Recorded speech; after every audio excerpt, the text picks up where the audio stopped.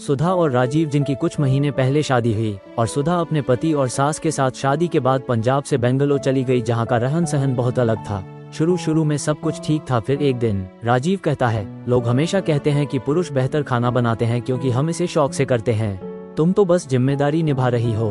फिर उसकी सास कहती है, खाना बनाना तुम्हारी जिम्मेदारी है, आखिर शादी के बाद यही तो महिलाओं का काम होता है। सुधा हर दिन की तरह सुबह जल्दी उठकर रसोई में काम कर रही होती है। उसकी सास उसे रोज जल्दी काम करने का दबाव डालती है।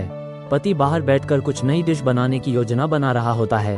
सुधा चुपचाप सबकी जरूरतों को पूरा करने में जुटी रहती है, बिना किसी खुशी के। उस दिन राजीव अपने बनाए हुए खास व्यंजन को बड़े गर्व से परिवार को परोसता है। सभी उसकी तारीफ करते हैं और कहते हैं, लेकिन दूसरी तरफ सुधा ने दिन भर मेहनत से खाना बनाया, लेकिन किसी ने उसकी तारीफ नहीं की।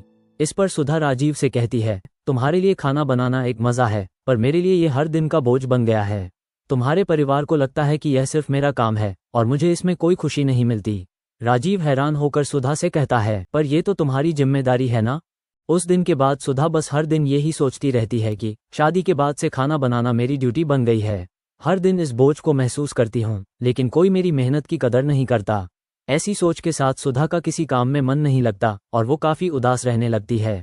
फिर एक दिन राजीव उससे उसकी उदासी का कारण पूछता है, तो सुधा कहती है, मैं किसी काम को शौक से नहीं करती, क्योंकि तुम सबने इसे मेरे लिए एक जिम्मेदारी बना दिया है। मुझे किसी भी काम में खुशी महसूस नहीं होती, क्योंकि हर दिन ये बोझ बनकर रह गया है।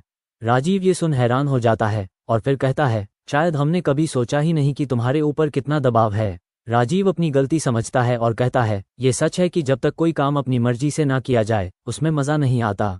हम सबने ये कभी सोचा ही नहीं कि तुम्हें कितनी मेहनत करनी पड़ती है और कोई इसे सराहता भी नहीं। राजीव की माँ को भी ये एहसास होता है और वह बोलती है, चाहे शौक हो या जिम्मेदारी, जब किसी पर जबरदस्ती कुछ थोप दिया जाता है तो वह काम खुशी नहीं बोझ बन जाता है। चाहे पुरुष हो या महिला, कोई भी काम दिल से किया जाए तभी उसमें सच्चा आनंद है। मुझे माफ करना सुधा, जो तुम्हारे दिन भर की मेहनत को मैंने ठीक से समझा नहीं। ये हर घर की कहानी है, जब अक्सर अनजाने में हम अपनी घर की देखभाल करने वाली महिलाओं को जिम्मेदारी के नाम पर उन्हें काम का बोझ थमा देते हैं और बदले में उनके बलिदान की सराहना भी नहीं करते। ऐसे ही और मोटिवेशन के लिए हमारे चैनल को सब्सक्राइब करें।